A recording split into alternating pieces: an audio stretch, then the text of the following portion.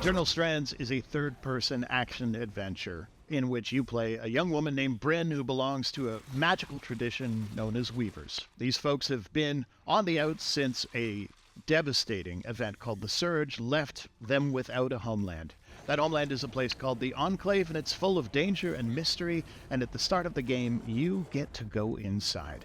As Bryn, you'll get to combine both weaponry, such as bows, two-handers, swords, and shields, with incredible magical abilities, with an arsenal that grows over time as you tackle massive creatures, and do so in a rich physics sandbox, in which you have access to heat, cold, and the game is tracking real-time thermodynamics and forces so that you can pin enemies to the ground, you can catch rocks they've thrown at you out of the air, and generally just cause all kinds of mayhem in a living environment in which the world is your weapon.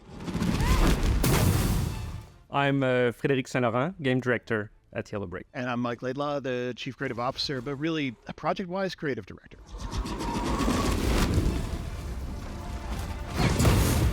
So the main character of Eternal Strands is Bryn, and Bryn is sort of an up-and-coming point. The point person in every Weaver band is sort of the adventurer. They're the ones who dive in headfirst into danger, tackle the challenges, and then the surrounding sort of team that travels with you are, I guess, your support crew. So one of the most important dynamics is that between the mentor, generally called the Watcher, and the point. And these two characters, in our case, our point is Bryn and our Watcher is Aurea. They sort of work together to share the knowledge and so on. Her Watcher will basically be generating, sort of through a magical device called the Scry, this three-dimensional display of her adventures, so the whole team can sort of contribute their expertise. So this means Bryn can focus on the physicality, right? Using her magic, using her weaponry, tackling stuff like Drake's. But if things ever get super, super dangerous, the Watcher can recover her, right? Basically pull her like a very draining kind of teleport back to safety. You sort of have this sense that even in fiction, these characters are able to be risk takers and a little bit fearless because they have people watching their back.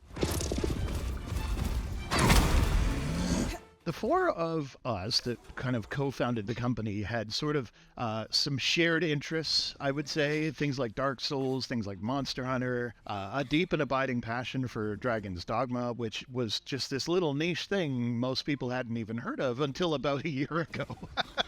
All of those kind of games that make you feel very much like you are a fantasy superhero in a way, right? Where you're going up against these titanic creatures. And that was kind of the idea, was this shared passion for something like that, coupled with, frankly, Fred and Jeff had worked on the Assassin's Creed games together, kind of a long history of third-person action, and my own desire to kind of continue my trend of kind of building new worlds and IPs, which I'd done at BioWare. So you put all of those together and you sort of get an alchemy, which I think then led to an idea that was quite attractive to the devs in Quebec City. I've been fascinated by physics-based game for a very long time. Like, I like kind of the toyish aspect of them, like sometimes ridiculous, sometimes like very inventive. One thing I wanted to pull off with this one was trying to push the physics gameplay into more of an action adventure and how to apply that to combat. Yeah, you could argue we looked at something like Breath of the Wild and said, okay, they're using physics for these incredible puzzles in the shrines. What if we made that more focused on the moment to moment of like launching myself into the air to fight a dragon?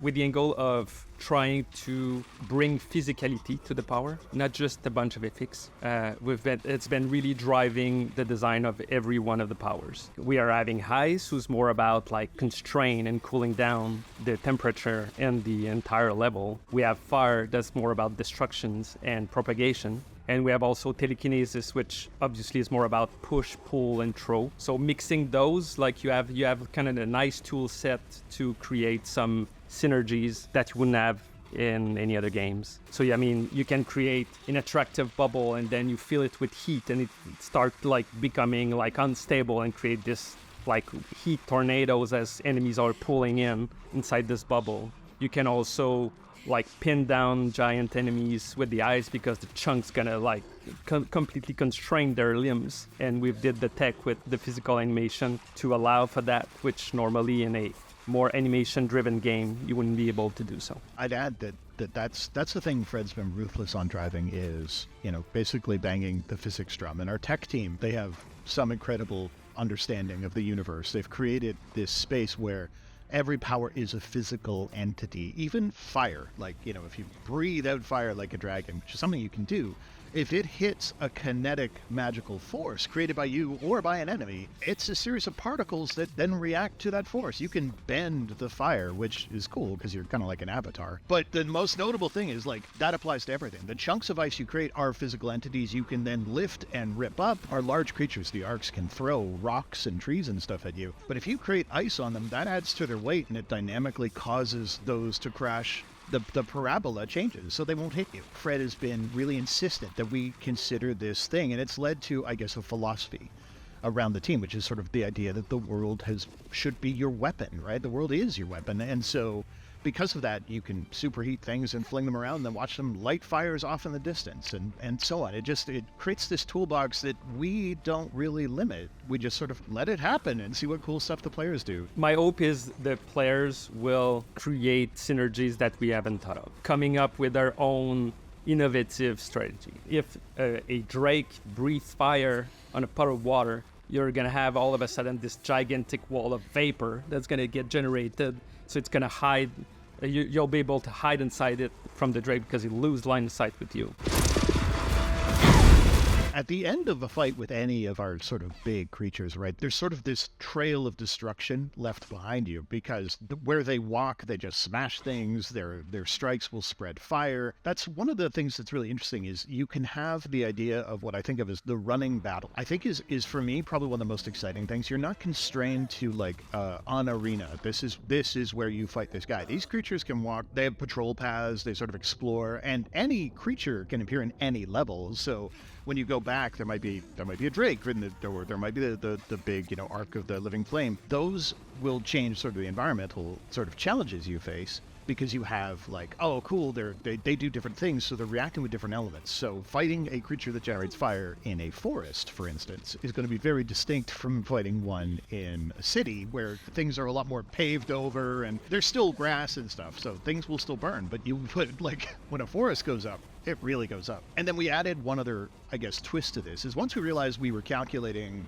it's like a voxel-based system for the air that says, okay, how hot or cold is this? And it propagates and convects accordingly. So a really hot, concentrated point of dragon's breath will then cause the air around it to heat up, which in turn might light something on fire, and then that causes more heat in the system. But what's neat is that we also have dials where, oh, it's currently a flash freeze. So now the ambient temperature is just colder, and it absorbs heat a lot more quickly into the ambient. So suddenly the fire character, whether that's you kind of using your own fire abilities like the bow or whatever, or the drake, they're a little bit less effective. And that can create, again, another modifier in terms of how the world affects these fights.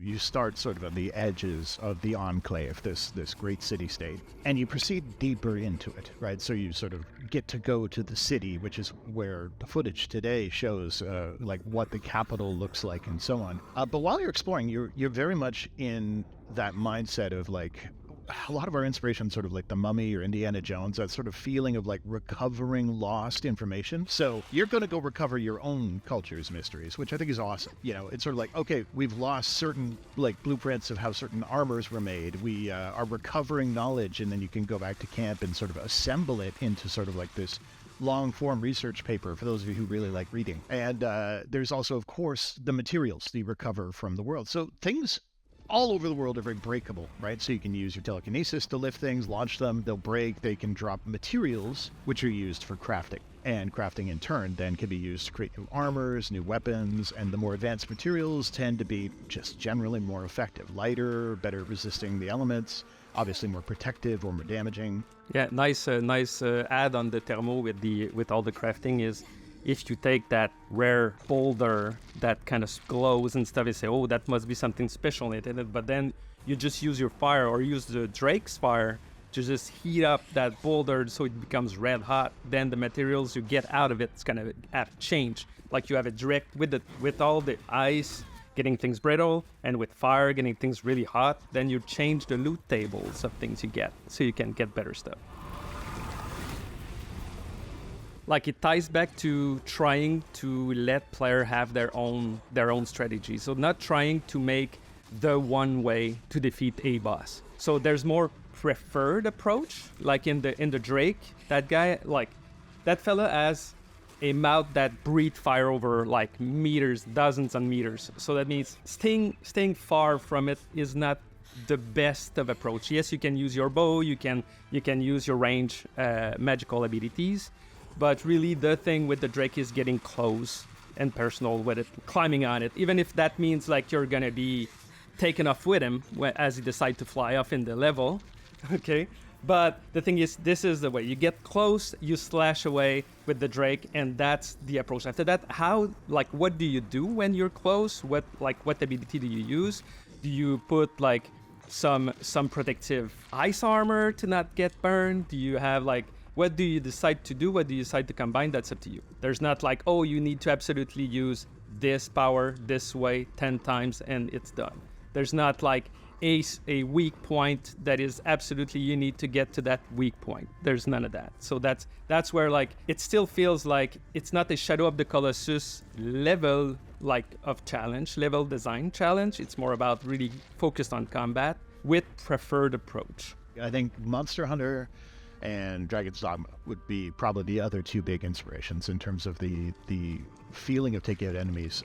The thing that separates, say, those two from Shadow of the Colossus is that they're more built around sort of a hit point system, right? And the idea that the different parts are breakable, that you can sort of change the behavior of the creature based on doing damage. And those are things that we were deeply, deeply fans of, and we hope we play a loving homage to with what we built here. For instance, with the Ashpeak Drake, if you damage its wings, it will stop flying. Right now, that's obviously challenging because the wings tend to really whip around and stuff. So, leaping onto its back, damaging the wings, and so on will they're an advantage, but they're also a challenge, right? So how do you do it? Do I pin it down with ice and then go after the wing really hard? Do I focus on range when it's flying? Like, what strategy might I use to do that? And of course, the interesting element is that with our big creatures, they also have their own magical powers. So with the Drake, you can learn to breathe flame, just like it does, right? So you can create a cone of flame, but to acquire that and master that requires you to go after sort of the essence of magic that it carries with it. And for the Drake, that's only available when it's flying. So now you're in a challenge of how do I leave it in a state where I can manage to recover that, which is in and of itself a choice because that's not going to drop like loot the same way that defeating it would. So now I'm trying to make a calculus, right? Is this the right time to go after the Drake's powers and so on? And you can only level them so far. So there's a point at which you're like, great, cool, I've completed that, and I can now take that ability as far as I can.